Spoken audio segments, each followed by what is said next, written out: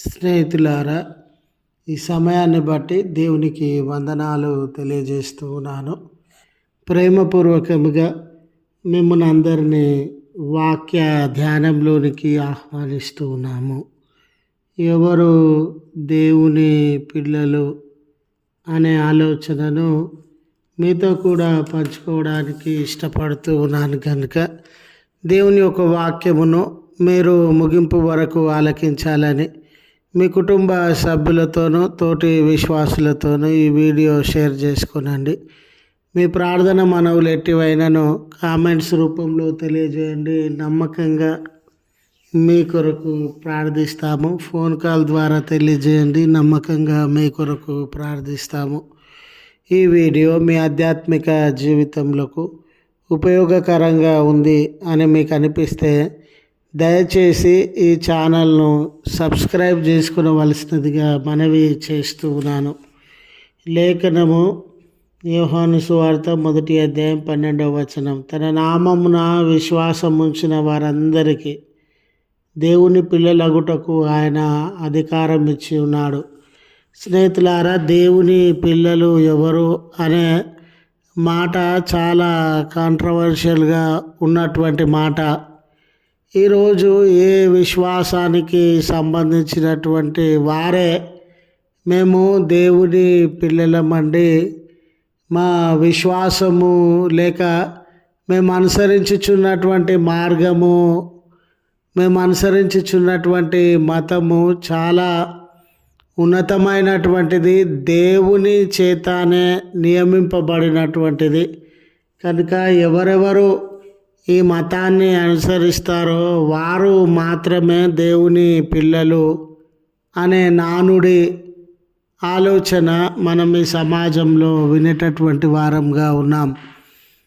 అదే రీతిగా కొన్ని జాతులను బట్టి, కొన్ని ప్రాంతాలను బట్టి, కులాలను బట్టి ఈ ఫలాని కులానికి సంబంధించిన వారు చాలా పవిత్ర జన్మను అనుభవించినటువంటి వారు, ఫలాని జాతిని బట్టి చాలా పవిత్ర జన్మను అనుభవించినటువంటి వారు, ఫలాని ప్రాంతానికి సంబంధించినటువంటి వారు చాలా పవిత్రమైన జన్మను అనుభవించినటువంటి వారు అని మిగతా జాతుల వారిని, మిగతా కులాల వారిని, మిగతా మతాలకు సంబంధించినటువంటి వారిని వీరు అపవిత్రులండి, వీరు సరైనటువంటి మతాన్ని, విశ్వాసాన్ని అనుసరించడం లేదు, లేదా వీరు క్రింది స్థాయి, అల్ప స్థాయి కులాలకి, జాతుల మధ్య జన్మించినటువంటి వారు, వీరు అంటరాని వారండి అనే ఆలోచన విధానాన్ని కలిగి ఉన్నట్లు మనము గమనిస్తాం. ఈ కలిగి ఉండడము అనేది కేవలము వారి ఆలోచనకు మాత్రమే పరిమితం గాక బహు భయంకరంగా ఇతర మతాల వారిపైన, కులాలు, జాతుల వారిపైన దాడి చేసి మేము పవిత్రమైనటువంటి వారము, వీరు అపవిత్రమైనటువంటి వారు కనుక వీరు ఈ చోట ఉండకూడదు, వీరు మా మధ్య నివసించకూడదు, వీరు మా మధ్య సంచరించకూడదు, వీరు మా మధ్య కనబడకూడదు, ఆరాధనలను లేక ప్రార్థనలను జరిగించకూడదు అనే ఒక పిచ్చితనమును లేక మూర్ఖత్వాన్ని ప్రదర్శించి తామేమో దేవుని పిల్లలమని ఇతరులు శత్రువులని భావించుచు రక్తపాతానికి, హింసకు కారణమవుతూ ఉన్నటువంటి దినాలు సమాజంలో మనము జీవించేటటువంటి వారంగా ఉన్నాం.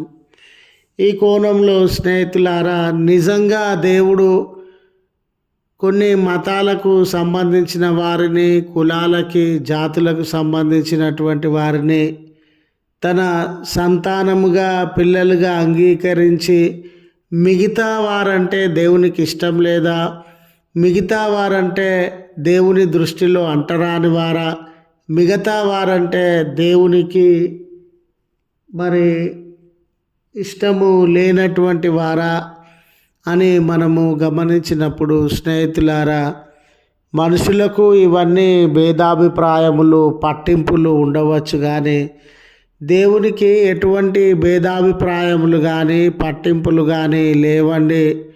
దేవుని దృష్టిలో అందరూ సమానమైనటువంటి వారే.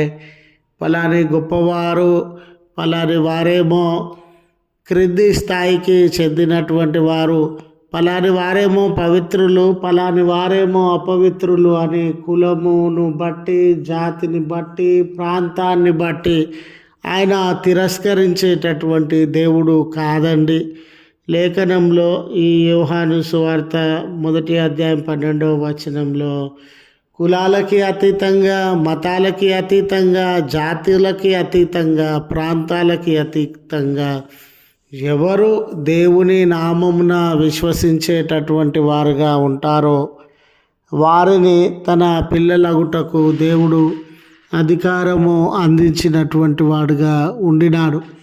కనుక పుట్టిన ప్రాంతము, పుట్టిన కులము, పుట్టిన మతంతో ఎవ్వరు దేవుని సంతానంగా లెక్కించబడరు. కానీ వారు జీవించుచున్నటువంటి కాలంలో దేవునితో ఎటువంటి సహవాసాన్ని కలిగి ఉన్నారు?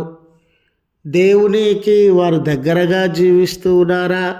దేవుణ్ణి ఎరిగినటువంటి వారుగా జీవిస్తూ ఉన్నారా? దేవుని గుణలక్షణములను ఎరిగి ఆయన అందు విశ్వాసం ఉంచేటటువంటి వారుగా ఉండినారా అనే విషయమే వారు దేవుని సంతానమా కాదా అనే విషయాన్ని నిర్ణయిస్తూ ఉంది.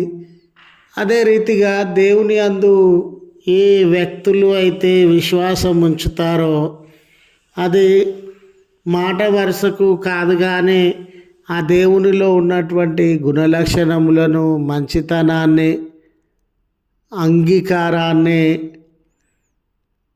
అందరి పట్ల జాలి కనికరములను కలిగి వారు జీవించేటటువంటి వారుగా ఉంటారు.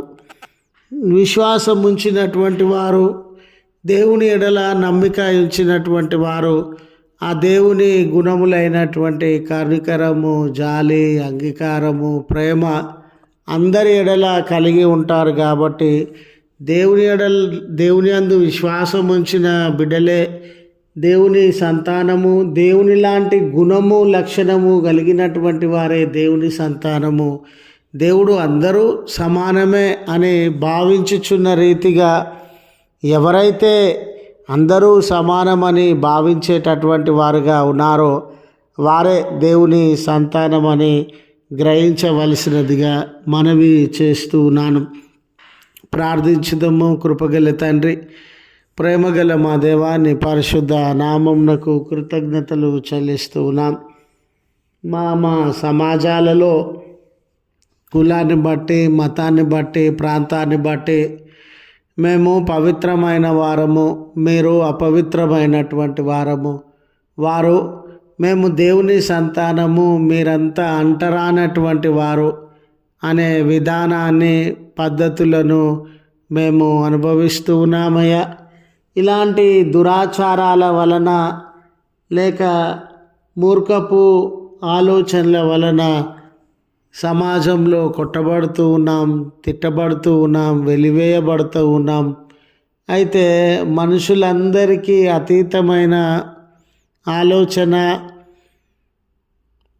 కలిగినటువంటి దేవుడవు, ఎవరు దేవుని లాంటి లక్షణములను కలిగి ఉన్నారో, దేవుని అందలి నిజమైన విశ్వాసాన్ని కలిగి జీవిస్తూ ఉన్నారో వారే దేవుని సంతానమని మానవ ఆలోచనలకి భిన్నంగా మమ్మల్ని మీ అందరూ ఏ తారతమ్యము లేదు, అందరూ దేవుని సంతానం అనే విషయాన్ని బోధపరిచి మమ్మను బలపరచుచున్నటువంటి వాడవయ్యా. మీరు మమ్మను కనికరించండి, మా జీవితంలో మీ కార్యములను జరిగించండి. ఈ దినపు దీవెనలతో మమ్మను దర్శించి గొప్ప చేయమని, ఆయా పనులు ప్రారంభించుచున్న బిడ్డల హస్తములను, ఆలోచనలను బలపరిచి వారి గమ్యమునకు చేరుకోవడానికి కార్యమును జరిగించమని క్రీస్తు పేరట వేడుకొనుచు ఉన్నాము తండ్రి. ఆమెన్. తండ్రి, కుమార, పరిశుద్ధాత్మ త్రియేక దేవుని దీవెన మనకు తోడై ఉండి మనలను కాపాడునుగాక. ఆమెన్.